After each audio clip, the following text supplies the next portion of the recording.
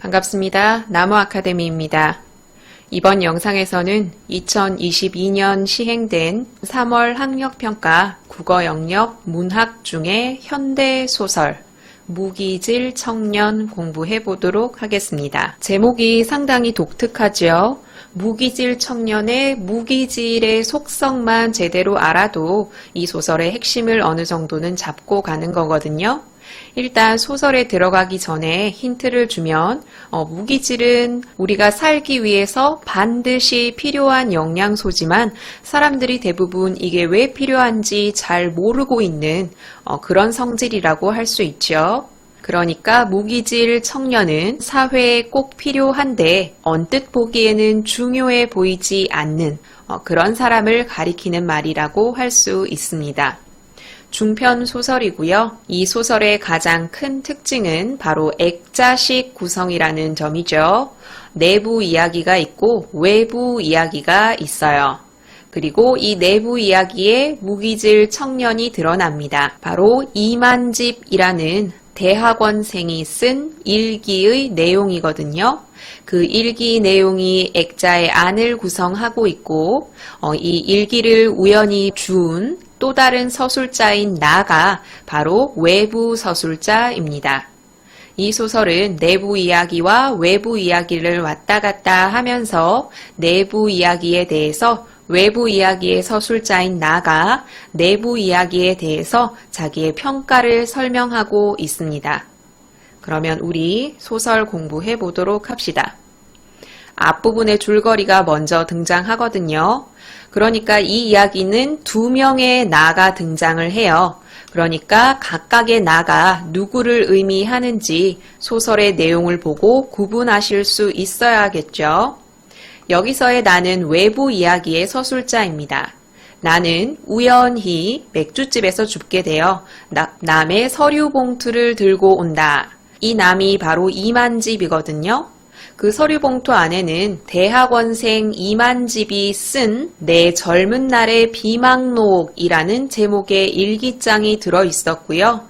외부 이야기의 서술자인 나는 그 일기를 읽게 됩니다. 앞부분의 줄거리는 이 정도만 제시되어 있고 바로 이야기로 들어가죠. 바로 나오는 이 이야기는 바로 내부 이야기입니다. 그러니까 대학원생 이만집의 일기장에 들어있는 내용이에요. 그러니까 내부 이야기에 등장하는 나는 바로 이만집이라는 거 확실히 아셔야겠죠. 아버지의 눈에 눈물이 어려 있는 것을 보고 나는 단숨에 염색 공장을 찾아온 사연을 쏟아놓기 시작했다. 아버지가 염색 공장에서 일하는 것 같죠? 찾아온 사연이 뭐냐면 경집이 형이 사고를 냈어요. 이 글의 나는 이만집이죠. 이 경집은 나의 둘째 형입니다. 나는 형이 3명이 있어요. 맏형이 있고 둘째 형은 택시기사를 하고 있는데 지금 사고를 냈고요. 셋째 형은 고시를 패스한 능력 있는 사람입니다.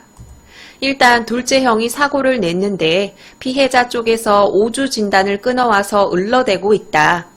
타협을 보려고 하는데 미적거리다가 구속으로 떨어질까봐 걱정스럽다. 그래서 셋째 형, 아까 고시 패스한 변호사라고 말씀드렸죠. 셋째 형이 판사로 있는 동창생을 만나서 손을 써보겠다고 하는데 좀 불안하다. 라고 대충의 찾아온 경위를 설명을 하면서 이렇게 말합니다. 아버지에게는 그냥 제가 알리러 왔어요. 그냥 이라는 말이 들어가 있죠. 아버지는 이 일을 해결할 능력이 없다는 걸 바탕에 깔고 말하는 거예요. 그냥 아버지니까 사건이 어떻게 되는지 말하러 왔다 라는 거죠. 너무 걱정은 마세요. 잘 될 거예요 라고 말하고 있는데 아버지는 말을 채 다 듣기도 전에 발길을 돌려버립니다. 쪽문을 들어서는 아버지의 발길이 마치 도살장을 향하는 소처럼 뭉그적거렸고 터덜터덜 걷고 있는 거예요. 돌처럼 각이 진 당신의 등, 아버지의 등은 무태 올라와서 사람들의 시선 속에 죽음을 앞둔 거북이의 딱딱한 등딱지 같다. 방금 이 소와 거북이에서 동시에 느껴지는 느낌이 뭐죠? 무기력하고 힘이 없어요. 그러니까 아버지가 나의 말을 다 듣기도 전에 돌아선 이유는 아버지 자신도 자기 아들의 일을 해결할 수 없다는 것, 무능력하다는 것을 인지했기 때문입니다. 그래서 이렇게 힘없는 모습을 보이고 있죠.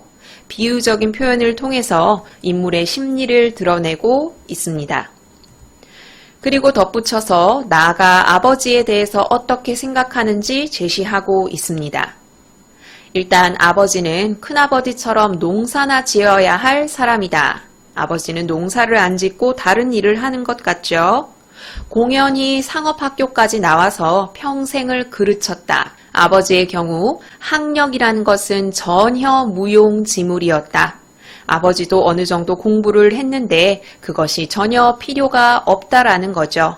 제대로 능력 발휘를 하지 못하고 있다는 걸 알 수 있습니다. 오히려 교육을 안 받았던 것만 못했다. 교육을 받지 않았으면 농사나 짓거나 아니면 아버지의 분수에 맞는 삶을 살 수 있었다. 이런 말이죠. 속담이 하나 등장합니다. 반풍수 집안 망친다. 풍수지리 알고 계시죠? 집은 이렇게 이런 방향으로 있어야 한다. 무덤은 어느 쪽에 써야 한다. 이런 것에 관한 지식이 풍수지리인데 풍수를 제대로 알지 못하고 반만 알아요. 이렇게 되면 집안을 망친다라는 뜻인데 제대로 알지도 못하는 사람이 이리저리 간섭하다가 일을 망치는 일을 말하는 속담입니다. 선무당이 사람 잡는다와 비슷한 속담이죠. 그러니까 아버지도 어중간하게 교육을 받아서 평생을 그르쳤다라는 것이죠. 그렇지만 나는 그럼에도 불구하고 교육을 받아야 하고 많이 배울수록 좋다고 생각하고 있습니다. 글쓴이는 대학원생이죠. 그리고 사회에 대해서 언급을 합니다. 각자의 양심이 한 시대의 질주와 얼마나 발빠르게 보조를 맞추느냐.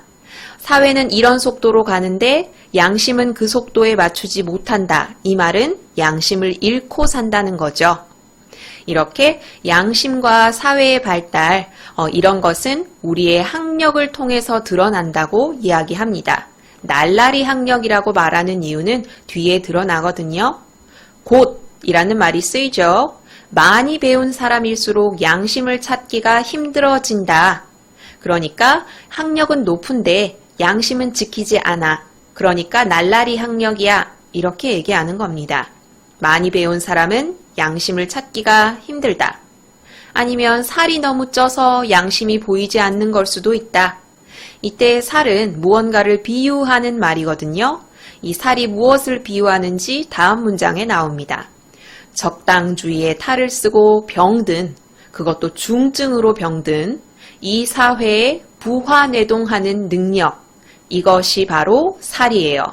즉, 이 살은 적당하게 살면서 줏대 없이 사회의 변화에 따라 이리저리 움직이는 능력을 말합니다. 바로 그런 능력 때문에 양심이 보이지 않는다라고 말하고 있습니다. 앞에서 배운 반풍수 집안 망친다와 부화뇌동의 의미는 확실히 기억하고 있으십시오. 그러다가 아버지에 대한 언급으로 다시 돌아옵니다. 그런데 이를 선후책을 딱딱 부러지게 따지고 나서 휑하니 엉덩이를 털고 일어나던 셋째 형. 셋째 형의 성격이 간접적으로 드러나죠. 굉장히 계산적이고 냉정해요. 이런 셋째 형보다는 아버지의 난감한 뒷모습, 인간적인 모습이 훨씬 낫다라고 생각합니다. 한참이나 외등 불빛을 받으면서 서 있다가 나는 발걸음을 돌렸어요. 그리고 아버지에 대해서 계속 이야기를 합니다. 아버지는 어떤 일에도 속수무책이다. 아버지가 매우 무능하다는 것이 드러나죠. 그러나 나는 당신, 아버지의 마음을 안다. 아들의 장래에 대해 안타까워하는 내색도 자제하는 아버지의 마음속에서 일고 있을 낭패감. 그리고 당신의 무능력에 대한 막심한 자괴감. 외부에서 무작정 들이닥치는 어떤 물리적인 힘에도 속수무책으로 당할 수밖에 없어요. 누가? 아버지가. 그런 아버지의 모습을 풍뎅이처럼 죽은 신용을 하면서 살아가고 있다라고 비유합니다. 아버지의 무기력함을 비유적으로 드러내고 있어요. 그런 아버지는 어떤 신고, 어떤 불행, 굶주림 이런 것까지 전부 수용해버리는 늙은이에요. 정말 무기력하고 무능한 모습의 전형이죠. 그런데 아버지도 무능하지만 나는 얼마나 더 무력한가. 아버지 못지않게 자기 자신도 무능하고 무력하다고 스스로를 냉철하게 평가하고 있습니다. 아버지에 대한 사무치는 애증. 이 단어에서 아버지에 대한 글쓴이의 감정이 정확하게 드러나죠. 사랑과 미움이 섞여 있습니다. 그리고 글쓴이는 오늘의 일로 한 가지를 깨닫게 되는데 그것을 적지 않은 수학이라고 말하고 있어요. 뭘 깨닫게 되냐면요. 부정과 그것의 적이, 그러니까 아버지를 사랑하는 마음과 미워하는 마음은 백지장 한 장 차이라는 것, 손바닥과 손등의 관계라는 것, 즉 사랑과 미움은 때려야 뗄 수가 없는 관계라는 것을 깨닫고 그것을 적지 않은 수학이라고 말하고 있습니다.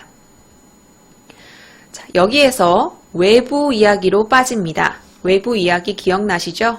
방금 언급한 이만집의 일기를 읽고 있는 사람의 이야기입니다. 액자 안에서 액자 바깥으로 빠져나왔습니다. 그러니까 여기서 등장하는 나는 이만집이 아닌 겁니다. 일단 이만집의 어머님은 일찍 돌아가신 것 같다. 왜냐하면 그의 일기 어느 구석에도 어머니에 대한 언급이 없기 때문이죠. 어머니를 모르는 사람은 대체로 감정이 메말랐어요. 그런데 이만집은 그렇지 않은 것 같아요. 꽤 다혈질인 것 같고 아직 눈물이 메마르지 않은 것 같다고 말을 합니다. 그리고 학력평가 문제에서는 이렇게 눈물이 메마르지 않은 것, 이것을 일기 중에 이만집이 아버지를 이해하는 장면, 아버지를 측은하게 여기는 장면과 연관시켜서 출제하고 있었어요. 그리고 이만집의 아버지에 대해서 이야기를 합니다. 상당히 흥미를 유발하는 인물이래요. 남다른 결벽증으로 인해서 부정적인 사건에 연루돼서 혼자 죄를 뒤집어쓰고 공무원직에서 파면당한 양반. 안에서 정보가 없던 이만집 아버지에 대한 정보를 알 수 있죠. 외부 서술자가 보기에는 이만집의 맏형, 그 옛날 서적을 뒤적인다는 곰팡내 나는 이런 인물. 이 맏형은 아버지와 동류항으로 보인다. 비슷한 인물인 것 같다라는 거죠. 무능하고 무기력하고 하지만 못되지는 않은. 그들은 분명 어떤 시대에서 태어난 사람이죠. 그런 시대를 살고 있는 사람은 그 시대의 흔적이 남기 마련인데 이상하게도 그들에게서는 그 시대의 냄새를 맡을 수가 없대요. 그것에 대해서 구체적으로 설명을 하거든요. 어떤 한 시대에 밀착되었다가 그 시대에 살다가 그 시대에 배신을 당하면 매정하게 등을 찌고도 이럭저럭 살아내는 사람들. 그래서 시대의 냄새를 맡을 순 없나? 이렇게 생각하는 거죠. 이만집의 아버지와 맏형 같은 사람들, 그들은 시대와 무관하다는 표정을 짓습니다. 시대의 흐름과 섞이지 않는다는 거죠. 그들은 무능하지만 법 없이도 살 피해자들. 자, 아까 시대가 가해자라고 이야기하고 있고 이들을 피해자라고 말하고 있거든요. 그러니까 이들의 무능이나 무기력함을 이들 탓으로 돌리고 있지 않다는 거예요. 그리고 이들은 워낙 무기력하기 때문에 해를 끼칠 사람은 아니라고 말하고 있습니다. 착하다는 거죠. 이런 착한 심성으로 고생을 낙을 삼고 살 양반으로 아예 점지된 것 같다. 그런데 주위의 사회적 환경이 착한 그들을 가장으로서의 자격 상실자로 만들어 버렸다라고 말을 합니다. 앞에서도 언급을 했지만 외부 서술자는 이들의 무기력함을 그들의 탓으로 돌리지 않아요. 오히려 그들이 속물이 아니고 우리 주변에서 만날 수 있고 오히려 이런 답답한 위인들이야말로 사회를 사회답게 굴러가도록 만드는 길라잡이라고 평가하고 있습니다. 무기력하고 무능한 이들을 상당히 긍정적으로 평가하고 있다는 것 꼭 기억하셔야 합니다. 그리고 이야기는 다시 액자 안으로 들어갑니다. 큰형 집을 모두 함께 나오려 했을 때 셋째 형수가 나에게 말을 겁니다. 나는 대학원생이고 지금 취업을 하지 않고 있죠. 셋째 형수는 상당히 속물적인 인물이거든요. 그래서 셋째 형수는 너 얼른 취직해라 라는 말을 이렇게 말합니다. 언제 취직할 거예요? 그렇게 공부해서 어디다 쓸 거예요? 아직 연애를 못 해봐서 돈 벌기도 쉽나 봐요. 상당히 얄밉게 이야기하죠.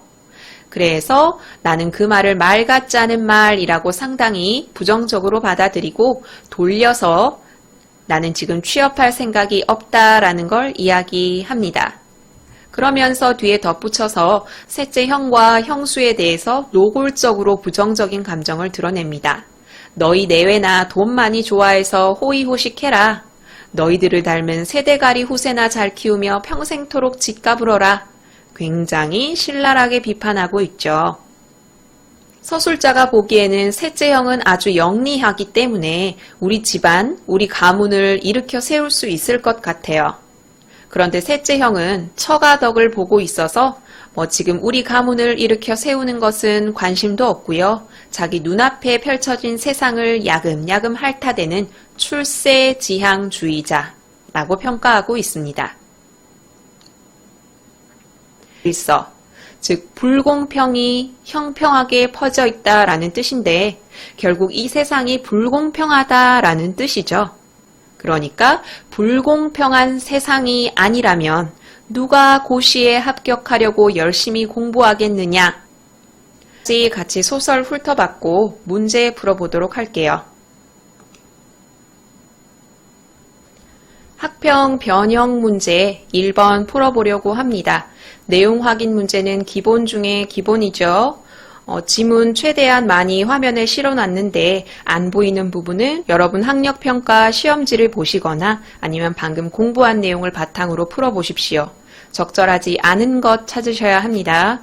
정지 버튼 누르시고 답 찾아보세요. 같이 봅시다. 1번, 이만집은 스스로를 무능하다고 생각한다. 이것은 아버지에 관한 설명에서 나오죠. 아버지도 무능하지만 나는 얼마나 더 무력한가 여기 드러납니다. 2번, 이만집과 이만집의 아버지는 서로를 불쌍하게 여기고 있다. 이것도 바로 옆에 드러나요. 아버지와 나는 서로를 측은하게 생각하며 헤어진 셈이다. 3번, 아버지와 맏형은 모두 무능하고 무기력한 삶을 살고 있다. 자, 여기 아버지에 대한 나의 설명에서 아버지가 무능하고 무기력하게 산다는 것을 알 수 있고요. 그리고 외부 서술자의 이야기에서 보면 이만집의 맏형도 이만집의 아버지와 동류항이다. 비슷한 사람이다 라는 서술에서 아버지와 맏형이 둘 다 무능하고 무기력한 삶을 산다는 걸 알 수 있습니다. 4번, 이만집은 아버지에 대한 사랑과 증오를 동시에 느끼고 있다. 이것이 딱 한 단어에 드러났었죠. 바로 애증입니다. 여기 나오지요. 그러면 정답은 5번인데 5번 어디가 틀렸는지 확인합시다. 아버지는 아들의 차 사고를 수습하기 위해 자리를 바삐 뜨고 있다.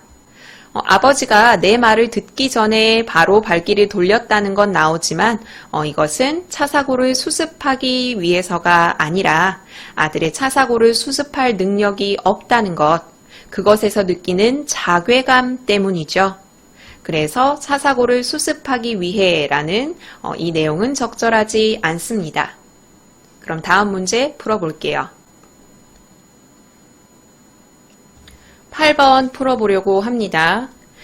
윗글을 독서 모임을 위한 책으로 설정할 때 토의의 주제로 가장 적절한 것은, 그러니까 이 글은 윗글의 주제를 묻는 문제예요. 이 책을 가지고 무엇을 주제로 토론하는 것이 낫겠느냐라는 건 결국 이 글의 주제를 묻는 것이죠. 정지 버튼 누르시고 주제와 가장 가까운 것 찾아보십시오. 같이 봅시다. 1번, 사람과 사람은 진정으로 가까워질 수 있는가?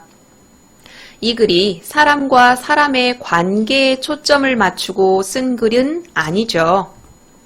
2번, 격변하는 사회, 바람직한 삶의 자세란 무엇인가? 정답은 2번입니다. 셋째형과 셋째형수를 보면 이 사람들은 이 사회에 휩쓸려서 그 사회가 원하는 바를 추구하면서 사는 사람들로 보이죠. 속물적이고 출세지향적입니다. 그런데 여기에 등장하는 이만집의 아버지, 이만집, 그리고 이반집의 맏형, 이 사람들은 무기력하기는 하지만 속물적이진 않고 남에게 해를 끼치면서 살지도 않아요. 이 글의 작가는 이런 삶의 자세를 바람직하게 보고 있고요. 이것을 말하는 것이 이 소설의 핵심이에요. 그러니까 이 소설을 읽고 토론할 주제로는 2번이 가장 적절한 거죠.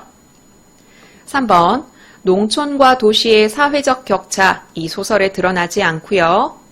4번, 가족 내 세대 간 단절을 극복하는 방법, 세대 차로 인해 아버지와 서먹한 것은 아니죠. 5번, 사회 빈곤층을 위한 국가적인 제도. 이 글에 등장하는 나나 나의 식구들이 사회 빈곤층이라는 건 드러나지 않죠. 그래서 8번의 정답은 2번, 이 글의 주제의식이라고 생각하시고 염두에 두시면 되겠습니다. 여기까지 학력평가 현대소설 무기질 청년 같이 공부해 봤습니다. 그러니까 이 글은 이만집이라는 청년의 일기, 그리고 그 일기를 바라보는 다른 사람의 시선을 통해서 바람직한 삶의 자세에 대해서 생각해 보기를 바라는 소설입니다. 영상은 여기서 마무리할게요. 이 모든 자료는 나무 아카데미 홈페이지에서 이용하실 수 있습니다.